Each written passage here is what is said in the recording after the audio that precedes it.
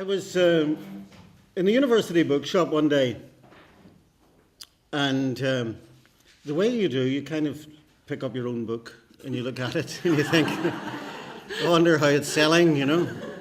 And an old friend came in, and she was a journalist that I'd worked with many years before, and she looked at it and she didn't pick it up. And I says, if you're not read it, if you read it, he says, Malachi, I don't know why you would write something like that. I mean, who would want to read it, you know? And I thought, well, this is tact of a high order from a former colleague who clearly made an impression on once. And that is the pertinent question. That's the height of good journalism, asking a question like that. Who would want to read it, you know? Here am I thinking that it's important for me to sit down and write, for instance, this book about my father and tell stories about him.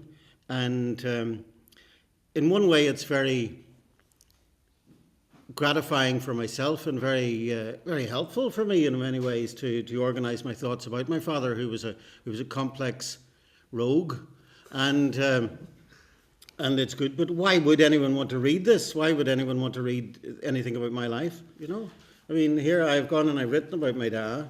And I've told everybody what a goat he was in many ways. And people have read it and they've come to me and says, you know, that's a bit like my dad you're talking about, you know. And I feel very gratified by that. And in some ways, the decency of the enterprise is eclipsed or is retreats from my preoccupations, you know. He hated cats. They spread TB. He wouldn't have a dog in the house either, but he wouldn't even have had a cat in the coal shed. Barney was a Donegal peasant who had refined his manners enough for the city backstreets and the pub, and no further. He was from among people who were plain and harsh. If he'd wanted a cat for catching mice, he'd have gone to a neighbour. Have you drowned that litter yet? He'd have said. Well, leave one out of the bag for me, will you? He tolerated dogs, but he laughed at advertisements for dog food. When he had a big family at home with its inevitable leftovers, why would he buy canned meat for a dog? To prolong its active life or for any other purpose? We had a succession of dogs. The first I remember was a big black hairy mongrel called Tito, after Marshal Tito of Yugoslavia, whom you all remember well. Tito was with us in Ballycastle when we were small enough to sit astride him. I have a recollection of wondering why his back sank under me and he wouldn't try to hold me, probably because he'd more sense than I had. I'm thinking today he'd probably be called Mubarak. You know. In Belfast, we had gardens on three sides of the house and plenty of room for dogs to play in. The first, I think, was a little black and tan pup, probably at least part Alsatian. It whimpered and wailed in the coal shed for hours. Barney liked having dogs about him, but he'd nothing like actual love for them. The shed in which they were kept was a tiny outhouse, one half of which stored the coal, and the other half of which was shelved for tools and the sort of junk that wouldn't get thrown out altogether. It was on the porch by the front door, and there was no window or light of any kind. The floor was cement and the walls were plain brick. The whole inside was blackened by years of coal dust, but this was made into a home for the dog with an old Hessian sack for it to sleep on. As a sensitive child, I fretted almost as much as the pup did, but it was explained to me that they don't feel things the way we do. They only sound like they do. The wailings of some beasts do not touch human hearts. The wailings of dogs do. Where other children hugged and kissed their pets and even kept them in their homes and let them sleep on their beds, we had a more realistic sense that animals were dirty and insensitive brutes that could be amusing but had to be kept separate from us. Barney fed these dogs on plate scrapings, potato peelings, stale bread and cold tea, and they lapped it as enthusiastically as any other dog on the street might gorge on pedigree chum. The dog's plate was often an old bar tray, never a bowl. The first time I saw an animal fed leftovers from a dinner plate was in England, and the logic that the plate would be washed and that therefore no essential rule of hygiene had been broken, simply failed to override the understanding imbued in me by my father about the need for distance between humans and animals. Our dogs never complained.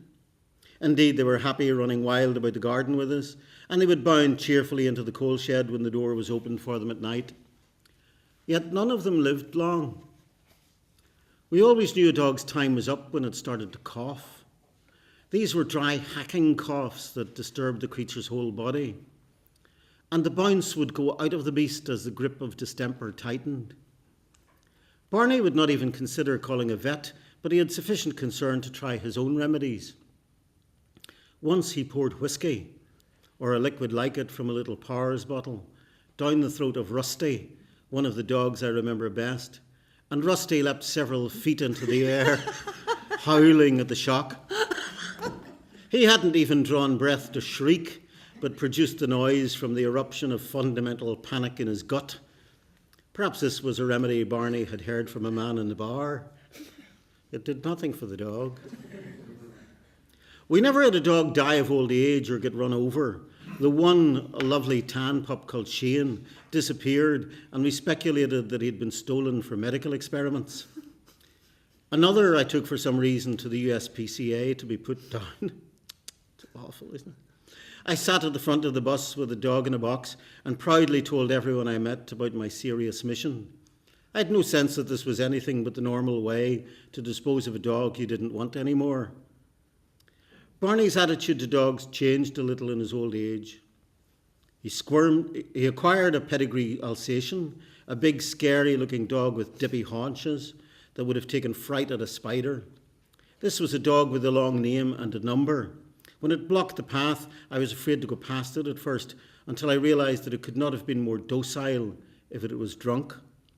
This dog lived in an improvised kennel, a structure like those we as children would have erected as a playhouse, a leaky lean-to in the back garden. And Long Number had pups. One rainy day, I was sitting with Barney talking about politics or scowling at the television. "Will you have a coffee?" "Well, put the kettle on. You know where it is. Your arm's not broke." Suddenly the dog was scraping frantically at the back door, which opened directly onto the garden. Barney opened the door to pacify the dog, but against all past discipline, she rushed past him into the living room with one of the wee, blind, whimpering pups in her mouth. Oblivious to Barney's fulminating, the dog brought 6 pups into the house, out of the wet, cold shack that was home, and deposited them on the warm sofa. "Did you ever see the like of that?" he said. "That dog's mad." This was the extent to which he would marvel at the tenacity of the maternal instinct in a dumb animal. He would shout at his dogs and push them away, swipe at them with a stick, and they would reward him with panting enthusiasm for his attention, and a long wet tongue. And this was no mystery to Barney at all.